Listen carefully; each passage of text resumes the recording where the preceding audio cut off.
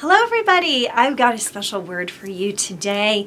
Yes, we are in the Hebrew month of Sivan, the third month on the religious calendar, and we are right now between the Feast of Shavuot, which happens on May 16th, and the Feast of Pentecost, which happens on May 23rd.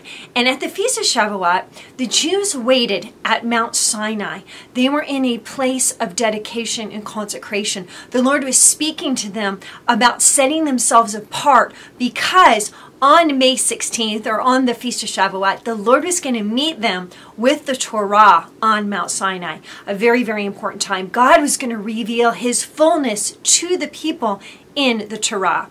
Now, we are approaching the Feast of Pentecost, which for Christians is an understanding of Acts chapter 2, where we remember those who went to the upper room and they waited for the power of the Holy Spirit to come upon them, and they began to speak in other tongues. It says in Acts chapter 2 that those who received were devout men. They were God-fearing Jews that were in the upper room in Acts chapter 2. It's then that they received the fullness of the Holy Spirit. So just like on Mount Sinai, the Jews received the fullness of God in the Torah, which is stated in the Old Testament in Exodus chapter 19, we now have in Acts chapter 2 in the New Testament, after Jesus has resurrected and ascended, He's now sent the Holy Spirit, the Comforter, the fullness of God, to be with those of us in the Messianic age, those of us who believe in Jesus as Lord and Savior, those of us who wait for the power and presence of the Holy Spirit. So we are met in the fullness of God. In both cases, the Lord had come to speak to those that He had called and set apart, anointed and appointed. We were called to be ones who were a kingdom of priests, a holy nation. That's what He spoke to the Jews in Exodus 19 before He brought forth the Torah. That's exactly what happened in Acts chapter 2. It says that God-fearing Jews, those that were devout, had set themselves apart, had received the fullness of the Holy Spirit, the fullness of who God is. And we know that He wrote His laws on our hearts and on our minds, His laws written on our soul. When we believe Him as Lord and Savior, and then He deposits His Holy Spirit on the inside of us, and then we have dunamis power. But we have dunamis power because of Kratos power. And Kratos power is the sovereign dominion. The will of God has been accomplished when Jesus died, buried, and resurrected. The dominion of sin was broken. And let me tell you, that's so important because the dominion of sin is broken, now the people are positioned to receive the power of God, the miracle working power, which is the dunamis power of God. And so that's what's happening this week. It is the remembrance of the Feast of Shavuot and also the Feast of Pentecost.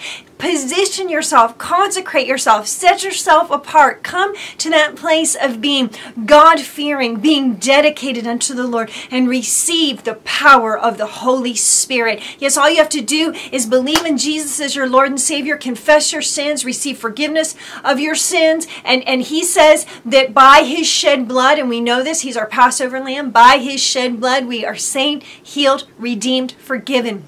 And then we're called to receive the power and the presence of the Holy Spirit. And so remember the Lord this week, because it's a very, very important time when we think about setting ourselves apart. I've been teaching a lot on Kratos power and dunamis power and exousia power, the delegated authority of God. I want you to make sure that you take a look at all of my videos over the past couple weeks, because I've been sharing with you about prosperity of soul. And listen, this is so important because as we've entered now into the month of Sivan, and you can see these two major things that happen, Feast of Shavuot and Feast of Pentecost.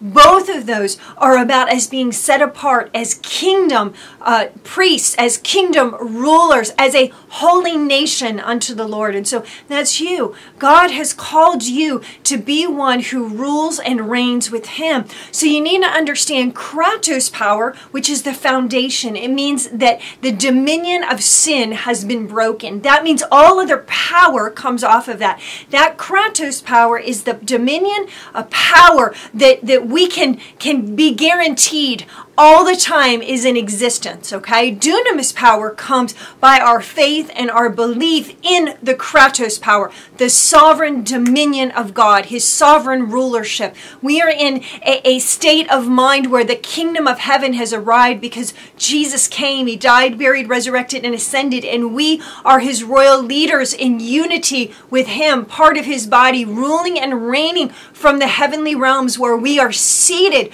by faith and we're called to activate into the earth realms. And so understanding Kratos power is so important to launch you into the miracle working power that I know you want to walk in, that dunamis power. And so I just want to encourage you today to take some time, set yourself apart with the Lord, thank him for receiving the fullness, the power, the presence of the Holy Spirit, the Lord surrounding you in every way, and that he's equipped you to be a kingdom of priests. You are part of his kingdom of priests. You are part of his holy nation. You have been set apart to be a kingdom ruler. And that means you rule and you reign in the dominion of Kratos power. And with that, you can then activate dunamis power and exousia power, which is delegated authority.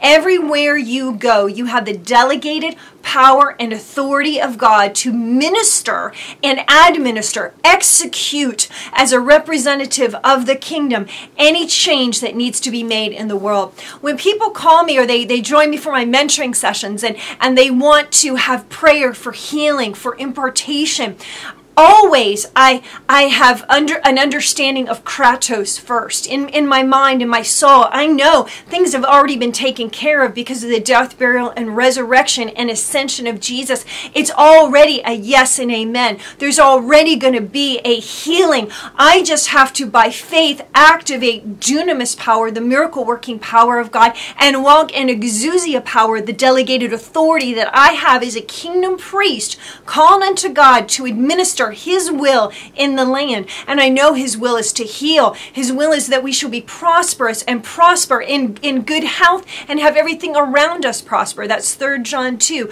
When you live in the realm of prosperity in every way, you will be one of those who's a kingdom ruler on behalf of the king, seeing signs, miracles, and wonders made manifest. I want you to begin to walk in this level of confidence. I've been teaching so much on soul prosperity because, listen, everywhere in our mind, we're always feeling like something's broken, missing, incomplete, unfinished. That's a lack and poverty mindset. The Lord wants you to move over to the realms of where he sent you. It's already taken care of. Whenever you're asking for, it's already yes and amen. These are the things of God that our soul needs to know and understand. When we walk in that place, we're not only going to be seeing dunamis power and exousia power administer, but we're also going to be able to realize the beauty of a deep and abiding relationship with the Lord. When you come to the Lord in prosperous of soul, which is exactly how he wants you to come,